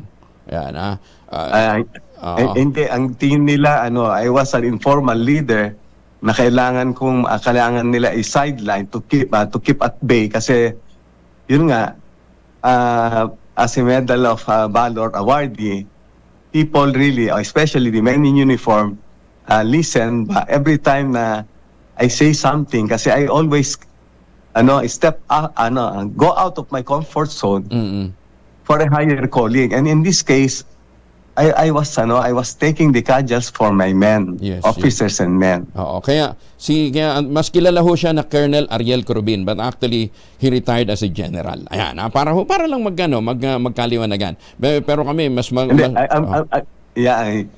parang ganun na rin 'yon kasi ang pension ko naman talaga is pang general. Brigadier General. Hindi, tsaka brigade commander kayo na general ang equivalent nung leader noon. Anyway, Colonel, thank you for joining us. Thank you for waking up early. Keep it up at wag ho kayong magsasawa sa pagmamalasakit para po sa bayan. Alam ho namin yung mga sakripisyong ginagawa ninyo. Thank you. Maraming salamat din sa iyo, Kong Angelo, and again, mabuhay po tayo lahat. Apo. On the lighter side, anong oras ho kayo nagpa-plancha ng damit? Nagplantsa ho ako bago mag-dinner kahapon. Kasi lumabas po kami ng family ko every Sunday. We hear mass. After that, yun na lang po yung aking kahit pa paano, kasi palagi kung wala na pagka-Sunday after hearing mass, nagdi-dinner po kami. Tuwan-tuwa sila kagabi kasi eat all you can yung pinuntahan namin. So. Anyway, Colonel, maraming salamat po sa inyo. Ingat po, maraming salamat. Maraming salamat. Retired General o Colonel Ariel Quirubin. Ayan, siguro naman, Kaap, ayusin nyo nga yan. Hindi lang naman ho dyan sa may... hindi lang diyan sa airport sa norte nangyayari itong problemang ito. Sa maraming mga airports din po, mga paliparan. Heroes Hall, pero kung sino-sino yung mga nandun. Maganda umaga, Pilipinas! Heroes Lounge pala, Heroes Lounge. May VIP Lounge naman. Kung VIP, doon mo ilagay sa VIP Lounge. Di ba? Kung yan very ignorant, very important person, di ba? O very ignorant politician, ano ba? VIP. Basta. Maganda umaga, Pilipinas! 14 na makalipas ang 5:00. This time check is brought to you by ACS. Dan Villamil mula sa Pag-asa. Kasama na natin. Dan, good morning. Magandang umaga, Sir Angelo, at sa ating mga tagapakinig dito sa DZRH. Patuloy ang pag-iral nitong southwest monsoon o hanging habagat sa kanlurang bahagi ng Southern Luzon at Visayas, kaya makaranas pa rin tayo ng maulap na kalangitan na may mga kalat-kalat na pag-ulan, pagkulog at pagkidlat sa bahagi ng Mimaropa, Western Visayas, pati na rin dito sa Central Visayas, Zambales, Bataan, Cavite at Batangas. Kaya sa mga nabangitong lugar, maging handa at alerto pa rin tayo sa mga banta ng biglang pagbaha at pagguho ng lupa, lalong-lalo na kung tuloy-tuloy ang pag-ulan na mararanasan. At dahil naman sa trough extension na isang low pressure area na nasa labas ng ating Philippine Area of Responsibility, ay makaranas rin tayo ng makaulapan at mataas na tsansa ng kalat-kalat na pag-ulan sa bahagi ng Eastern Visayas at Masbate. Metro Manila at sa lalabing bahagi ng ating bansa, mas maaliwalas sa panahon na ating inaasahan, mainit at maalinsangan ngayong umaga hanggang sa tanghali, may tsansa muli ng mga pulupulong pag-ulan na may pakulog at pagkilat na dulot ng localized thunderstorms pagsapit ng hapon hanggang sa gabi. Ang kwenta temperatura sa Metro Manila ngayong araw, posible maglaro mula 26 to 32 degrees Celsius. 17 to 24 degrees naman dito sa Baguio City at 25 to 32 degrees Celsius sa Legazpi City.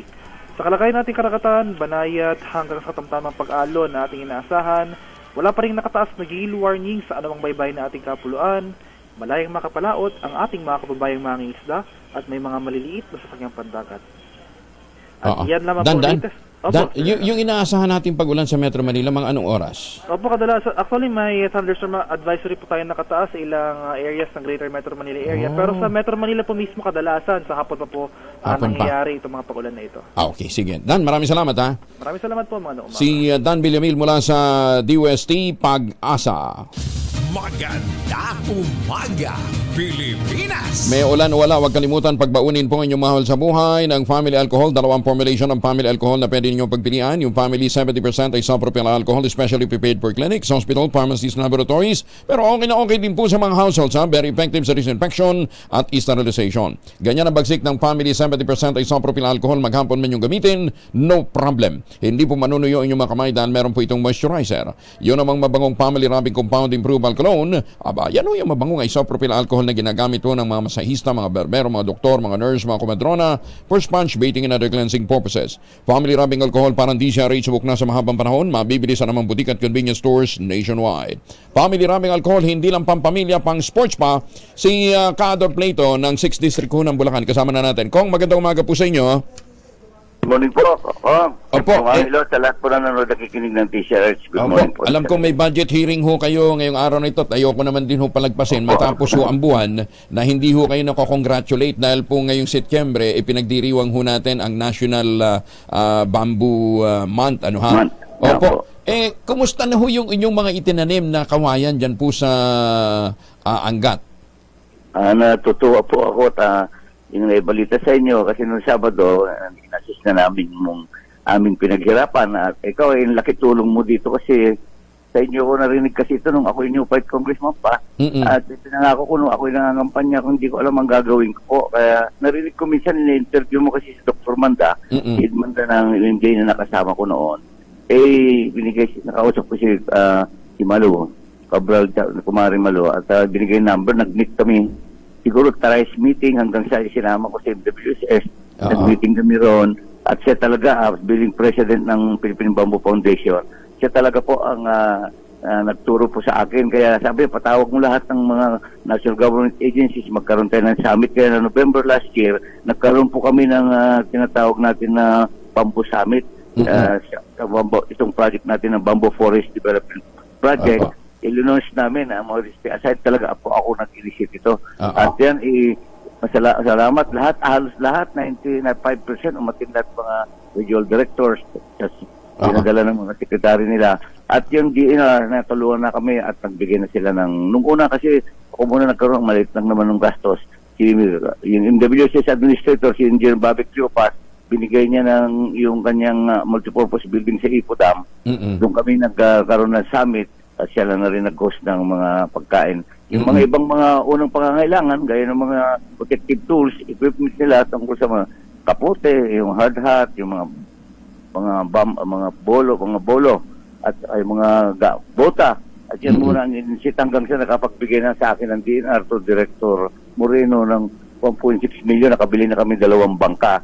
At tuloy-tuloy na po ito. At hello? Anyway, Kong Ador, gaano kalawak na po ang inyong natataniman ng kawayan as we speak? Ganito po kasi yan, yung goals namin na initial target namin na 4,000 planting stocks. Wow! Nasurpass na namin.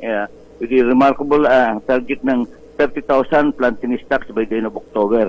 At tinable po ito kasi as of September ng Sabado nga, 19,200 planting stocks. Ito yung mapunla na within 8 months, nililipat na namin dun sa binigay sa amin na list na 100 hectares. Dun sa mga areas na mga nawala ng mga puno. At kasi ang purpose ko talaga dito noon pa, alam mo naman to, pinag-uusapan natin palagi yung climate change at saka yung maprotektuhan natin ng watershed dyan sa Ipodam. Pag-ubay tayo ng hanap buhay sa ating mga dumagat, yung mga IPs, yung tawag indigenous people na sila mismo talaga ang namamahala dito. Through training, nagkaroon kami ng training program, kasama po ako dito. At yung unang linggo nga po, inulan, hindi na naipuspon namin. Nag-schedule kami ni Dr. Manda another week.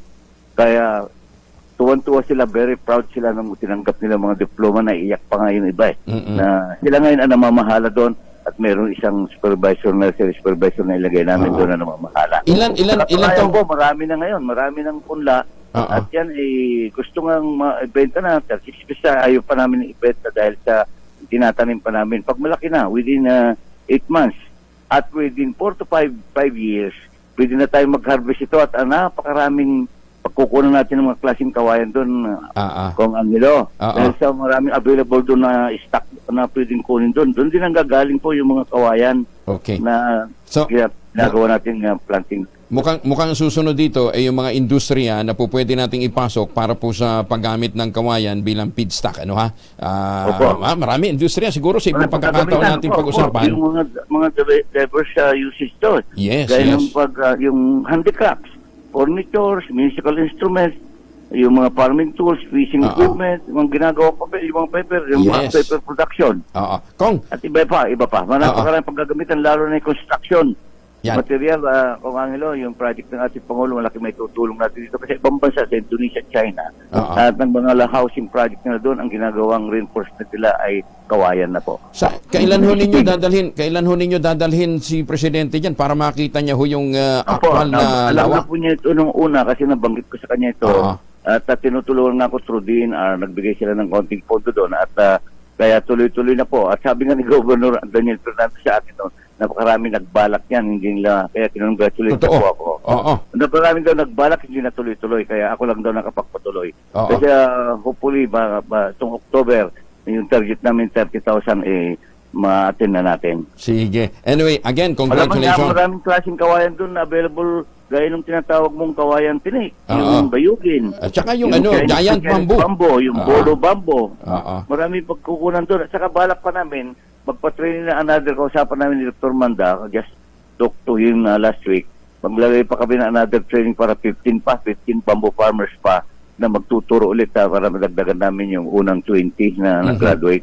Okay. Para mapagbigyan kasi ang balak namin doon along Angat River mismo, papunta sa Bustos, Kalumpit, hanggang dito sa Laguna de Bay, tataniman natin lahat along the river banks ng mga kawayan para sa erosion. Okay. Maprotektahan natin ang ating mga kabundukan. Kong Ador, again, maraming salamat and congratulations. Huwag ho kayong magsasawa sa pagmamalasakit para po sa kalikasan at sa bayan. Salamat po. Salamat din po. Salamat po, Kong.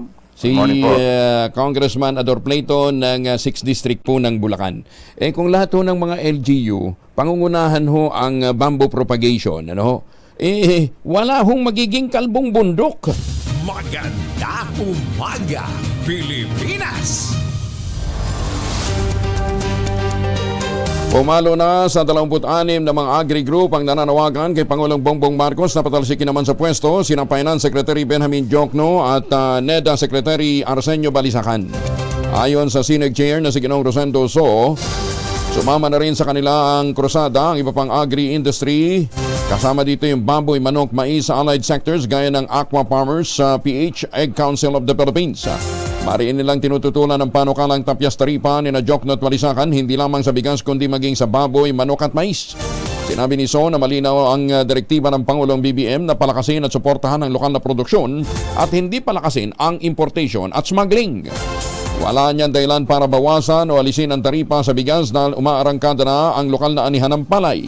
Nagbabala si So na 33.5 billion pesos ang mawawala sa industriya ng bigas sa oras na maabot ng bansa ang pagtaya na 3.9 million metric tons na magiging rice import sa susunod na taon.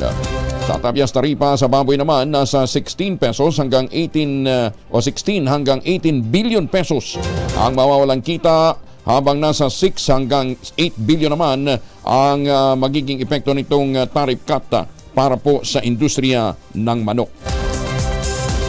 Lalaking wanted naman sa kasong rape na huli sa simultaneous anti-criminality and law enforcement operations sa Caloocan. Detalye mula kay Edwin Duque, RH23 Edwin. Baik kita Rijela at nasukol ng Caloocan Police ang sa kinasabang plan na Sakdeo. Ang lalaki wanted sa kasong 2 counts of rape dito sa lungsod ng Caloocan kagabi. Ayon ni Police Colonel Romel Lacnesana sa rank 6 top most wanted na person o district level. Ang suspect na di ba ito pinangalanan.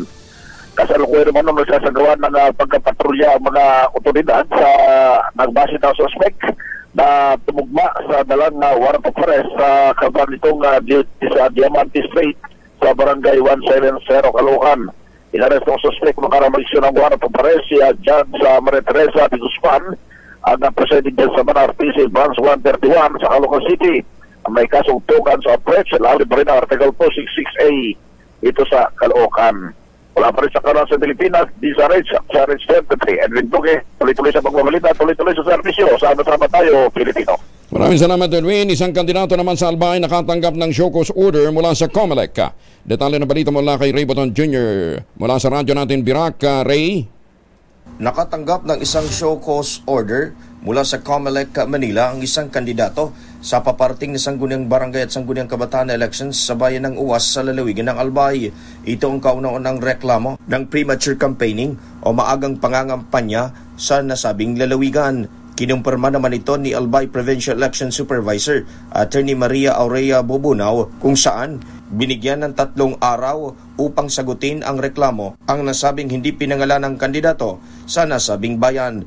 Nagpaalala naman si Attorney Bobunaw sa mga kandidato ngayong paparating na BSKE na huwag gawin ang mga aktibidad ng maagang pangangampanya o pangangampanya na matalong kalaban dahil ito'y malinaw na paglabag sa Section 80 ng Omnibus Election Code o premature campaigning. Sakali man na mapatunayan na may paglabag ay maaaring madiskwalipikaan na sabing kandidato. Dagdag pa ni Attorney Bobunaw na bilang isang leader ay maging mabuting ehemplo sa publiko na sumunod umano sa batas at regulasyon sa eleksyon.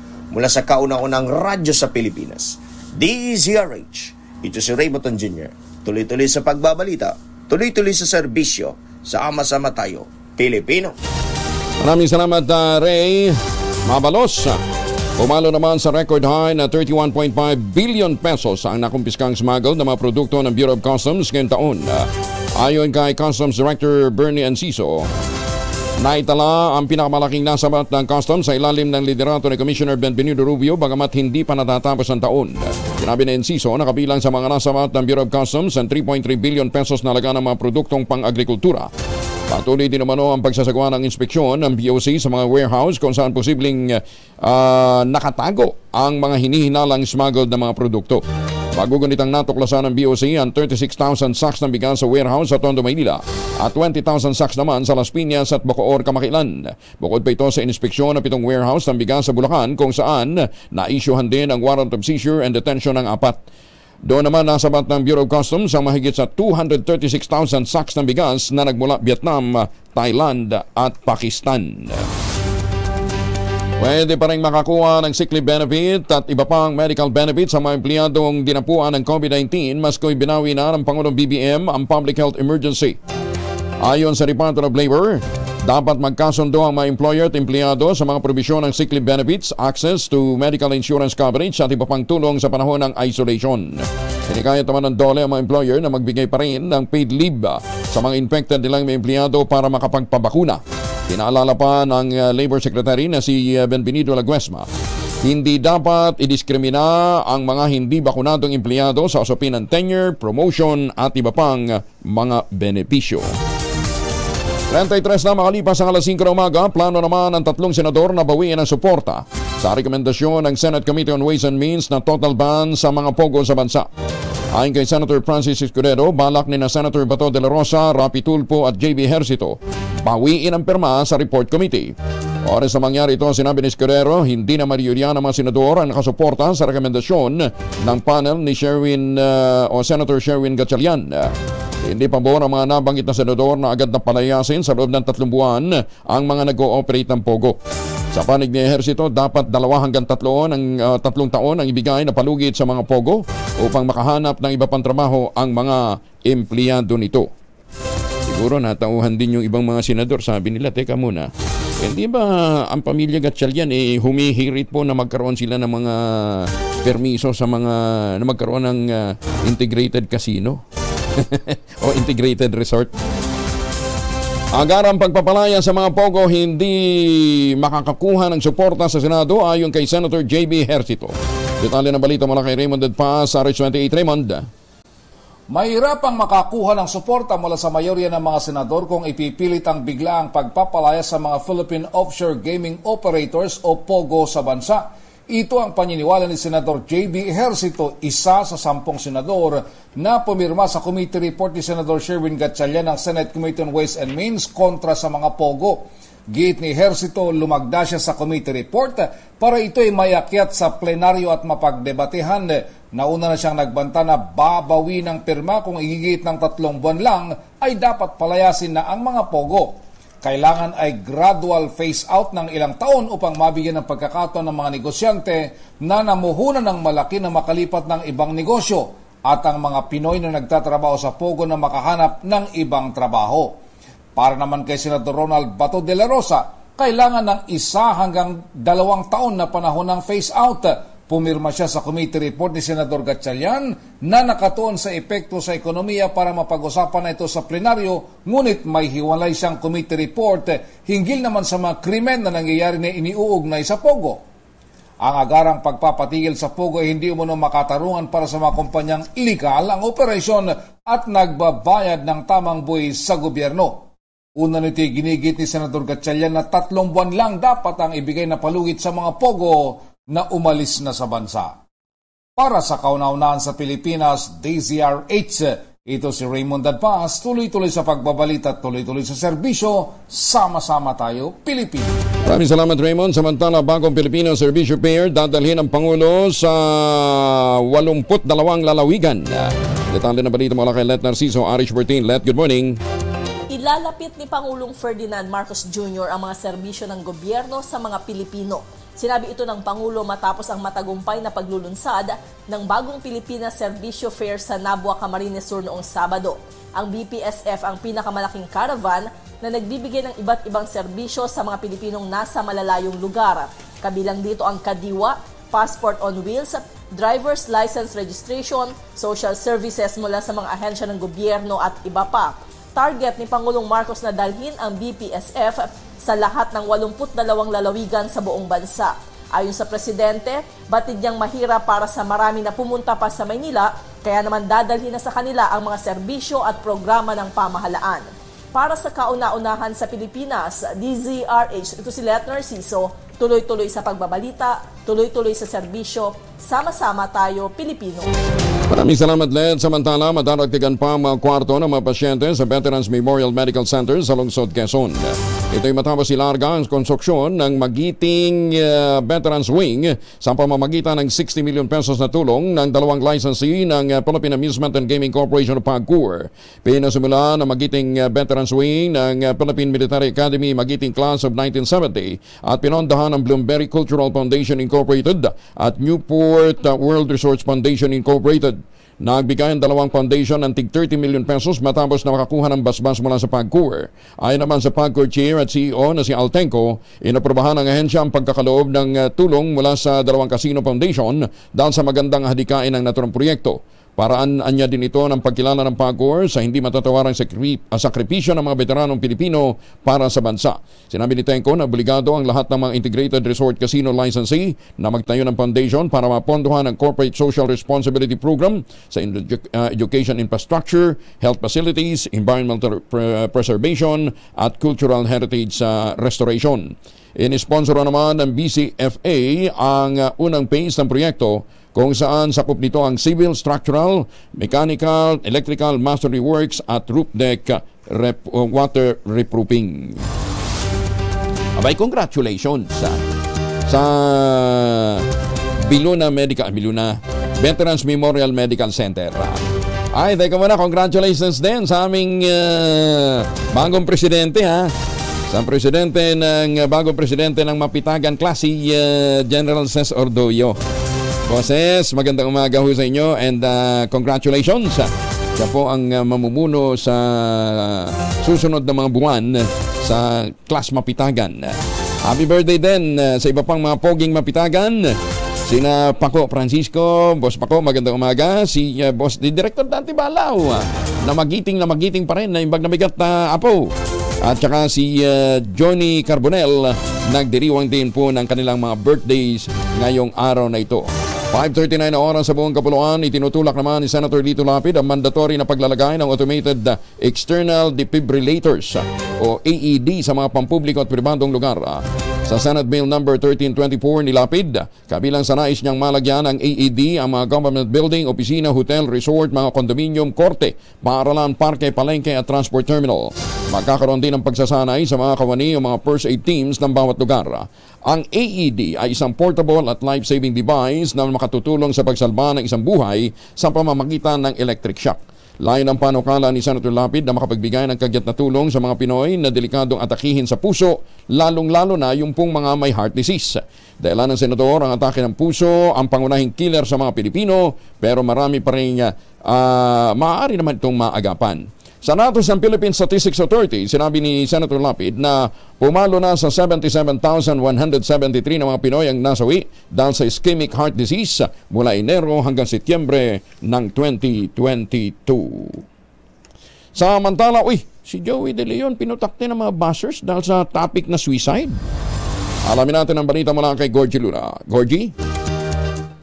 Pinutakti na naman ng bashing ang EAT host ng TV5 na si Joey De Leon dahil sa sinabi niya sa isang segment sa kanilang noontime show. Sa isang segment na Gimme 5 merong pinapahulaan sa contestant na magbanggit ng 5 bagay na isinasabit sa leeg. Isa lang ang nahulaan ng contestant at pagkatapos ng time ay nagsuggest si Joey De Leon ng lubid. Nakalimutan daw ang lubid. Iyon ang kanyang sinabi. Dahil sa sinabi niyang iyon, nabash na siya ng mga netizens dahil sa ini-imply daw nito ito ang suicide. Sinasabi pa nilang insensitive joke daw ito, pero nung napanood ko naman ay hindi joke yun ng TV host, kundi nagsuggest lamang siya ng sagot sa tanong sa segment na iyon. Napakasela na topic ang suicide at sa tingin ng ilang netizens ay may connect sa pagpapatiwakal o pagbigti ang lubid na isinasabit sa leeg. Kung ano-ano na naman ang panlalait ang inabot ni Joey De Leon at nabuhay na naman ang bashing sa MTRCB Chairperson Lala Soto Antonio na dapat daw ay i-call nito ang atensyon ng programang EAT, specifically si Joey De Leon. Sinasabi pa ng iba na dapat ay magpahinga na raw si Joey dahil matanda na ito. As of last night ay wala pang pahayag si Joey De Leon tungkol dito, pero patuloy pa rin siyang nagtitrending sa X o ang dating Twitter, ang hashtag na MTRCB at si Lala Soto. Mula sa kauna-unahan sa Pilipinas, DZRH, ito po si Gorgie Rula, tuloy-tuloy sa pagbabalita, tuloy-tuloy sa serbisyo, sama-sama tayo, Pilipino. Maraming salamat, Gorgie. Ayan. Ay, nako. Ang dami talagang stress sa buhay ngayon. Manood ka ng TV at may mga comment na gano'n, may stress ka. Para stress. Iwas ko kayo sa stress dahil sinasabi ho nila na stress kasama ang puyat at saka sleep deficiency ang dahilan kung bakit nagkakaroon ng sakit sa puso, hypertension, diabetes, stroke, obesity, poor sexual performance at saka depression. Ang puyat din po ang isa sa dahilan kung bakit mataas ang probability na yung pong mga walang tulog nawawalan ho ng balance at mabalian ng buto, lalong-lalo na kung kayo po ay may edad na. Kaya para wag ho mabiktima ng ganitong klase mga problema, kinakailangan magkaroon ho kayo ng sapat na tulog. Hindi lang sapat, magandang tulog. Para pagka magandang tulog, maganda din po ang gising. Ayan, Diyan ho ninyo kakailanganin ito pong kauna-unahang postbiotic food supplement sa Pilipinas, ang Ultabio. Ang postbiotic po, na-develop po ng mga Hapon. Inaral po yan sa Japan at natuklasan ho nila na maganda ho ito para i-activate ang immune system ng tao para mapalakas nga po ang immunity at saka syempre malabanan ang impeksyon. Diyan ho nakakatulong ang mahimbing na pagtulog na itinitrigger po naman ng postbiotic na Ultabio. Rekomendado po ng mga doktor at lisensyado ng Food and Drug Administration. Para po sa inyong mga katanungan, pwede ho kayong mag-text sa 0917-110-6580. Ulitin natin 0917-110-6580. Available po ito sa Lazada, Shopee at TikTok. Sa panahon ng pagbabago ng panahon, stressful na buhay, kakulangan ng tulog, kailangan natin ang kaagapay. Diyan po ninyo kakailanganin ang Ultabio. Available sa Joan's Pharmacy sa Zamboanga City at sa Pasmed Pharmacy naman sa San Pedro, Laguna. Malapit na rin po sa mga butika sa Metro Manila. Magandang umaga, Pilipinas! 44 makalipas ang alas 5. Ang balitang ito ay hatid sa inyo. Kabilis ng panahon na ilang araw na lamang bago magpasko. 90 days. Sakto no ha. 90 days bago ho magpasko, kaya kung kayo po wala pang naiisip na pang regalo, tutulungan ko po kayo. Bigyan ho sila ng tangerine chocolate na. Nakatulong na ho kayo sa mga magsasaka sa lalawigan ng Quezon. Nakatulong pa kayong i-boost ang immune system ng inyong mga re-regaluhan, ng inyong mga pagbibigyan. Ang tangerine chocolate ko ay produkto ng mga magdiniyog dyan po sa lalawigan ng Quezon sa tulong nga po ni Governor Helen Tan. Itong mga magdiniyog na natin umaasa po sa kompra abang mga MSMEs na ho ngayon. Tapos yung iba pang mga harvest ho ng mga magsasaka, ginamit po nila para sa pag-develop ng ibang mga variants ng tangerine chocolate. Available sa 0919-095-5935. Sabi po ni Dr. Helen Tan, itong dark chocolate actually nasubok na nung panahon ng 1700s nung i-cure natin ang problema ho sa smallpox. Pinakain yung mga biktima ng smallpox, may sakit ng smallpox ng chocolate, ng dark chocolate para ma-boost ang kanilang immune system. Pero ito ho, tutulungan na ho natin ang mga magsasaka, tutulungan pa ho natin ang ating ekonomiya. Tangerine chocolate, available sa 0919-095-5935 o dili kaya sa tangerinechocolate.ph. Plano naman ang pamahalaan na manghiram ng $2 billion sa huling 3 buwan ng taon sa domestic at foreign investors. Ayon kay Finance Secretary Benjamin Jokno, ilulunsad ng gobyerno ang pinakabagong retail dollar bond ngayong linggo. at plano rin ito na simulan ang pagpapalabas ng sukuk bonds sa fourth quarter ng taon. Umaasa naman ang Bureau of Treasury na makakalikom ito ng $1 billion. Paliwanag ni Jokno, dahil sa panghihikayat sa mga negosyante, nababawasan ang minimum investment requirement para sa RDB na 300 hanggang 200 o mula sa 300 hanggang $200. Lumandag naman sa 133 billion pesos ang budget deficit ng bansa nitong Agosto. Ayon kay Finance Secretary Benjamin Jokno, ang halaga ay mataas ng 85% mula sa 72 billion pesos na budget shortfall sa kaparehong buwan noong nakalipas na taon. Sinabi ng kalihim na ang naturang sitwasyon ay nagresulta ng pagbagsak ng revenue collection at pagtaas ng government spending. Batay sa record, sumadsad ang mahigit na 6% ang koleksyon sa 310 billion pesos dahil sa pagbaba ng tax at non-tax revenues, habang nag-increase naman ng 10% sa 433 billion pesos ang gastusin ng gobyerno ngayong taon. Itong minuto na lamang bago mag-ACS na umaga, tapos na ang 3 araw na bar examinations sa mga naghahangad na magiging abogado. Sa tala ng Korte Suprema, umabot ng 10,387 ang mga bar takers na nakatapos ng pagsusulit hanggang sa huling araw kahapon. Mas mababa ito kumpara sa 10,400 na mga examinees sa unang araw ng bar noong September 17, habang nasa 10,392 naman sa second day. Target ng Korte Suprema na maipalabas ang resulta ng bar examinations bago magpasko sa Disyembre. At congratulations siyempre sa ating pong court administrator, si Justice Raul Villanueva. Congratulate na rin natin si Justice Leo Madrazo at si Chief Justice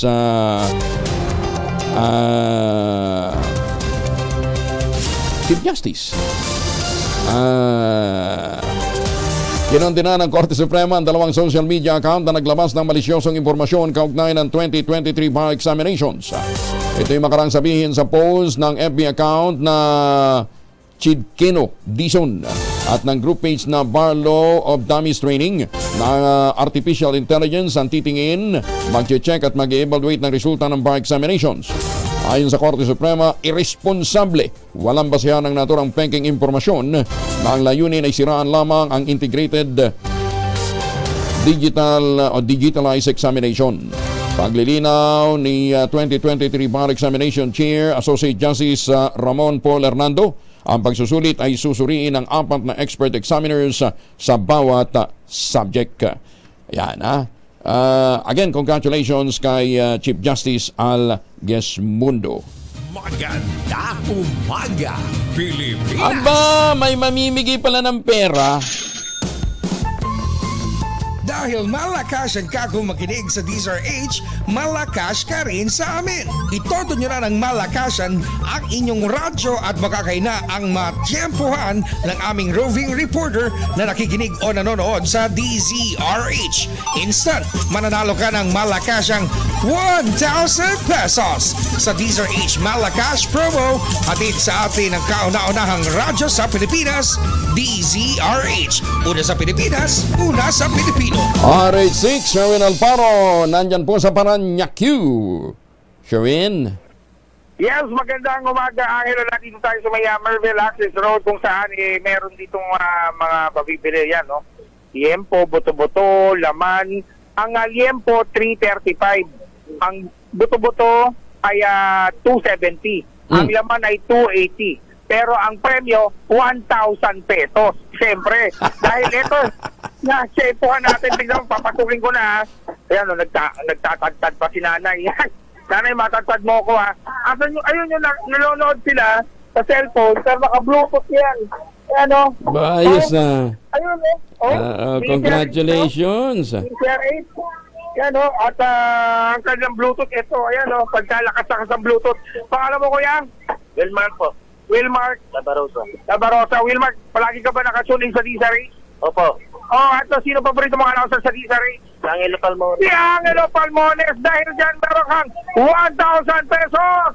Salamat po sa Angelo Palmones. Yan, at siyempre maraming salamat din sa inyo pakikinig dahil patuloy kayo nakikinig sa DZRH. Number 1 ang DZRH, hindi lang sa mga bumibili ng liempo. Ano, mami? Yeah. Number one. Takot kang kausap, nanay. May hawak kang itak. Kapag ako nagmasabi, mataga ako rito, Angelo. Pero dahil salamat po sa lahat ng mga nakasunin palagi sa DZRH for making us number one radio station sa Metro and Mega Manila sa recent Kantar and Nielsen survey. Nagpapasalamat kami sa inyo. Ano masasabi mo, kuya? Hindi pa sa DRS. Thank you rin sa inyo. Siyempre, maraming salamat sa inyo. At palagi tumutok sa DZRH maya-maya. Baka kayo na ang susunod na manalo sa DZRH Malacash promo. RH number 6, Sherwin Battle para tuloy-tuloy sa pagbabalita, tuloy-tuloy sa serbisyo. Sama-sama tayo, Pilipino! Dahil malakas ang kako makinig sa DZRH, malakas ka rin sa amin. Itodo nyo na ng malakasan ang inyong radyo at makakaina ang matiyempuhan ng aming roving reporter na nakikinig o nanonood sa DZRH.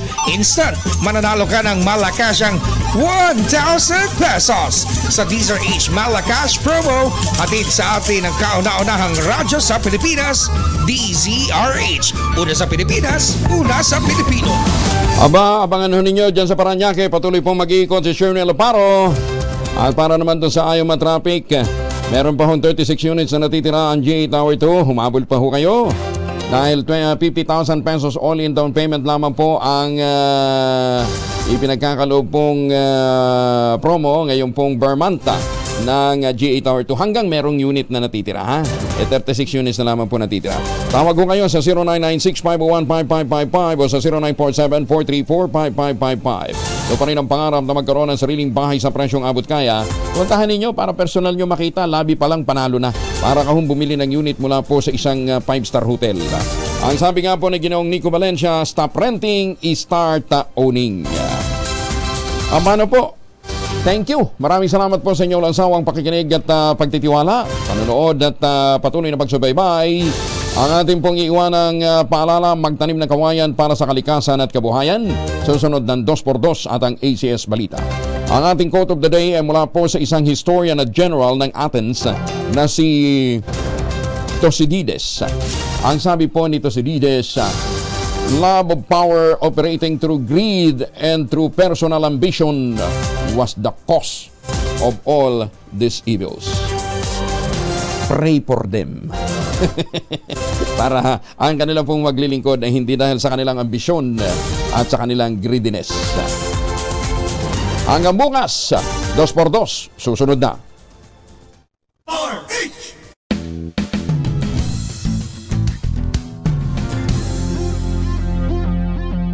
Una na naman ang kauna-unahang radyo sa Pilipinas.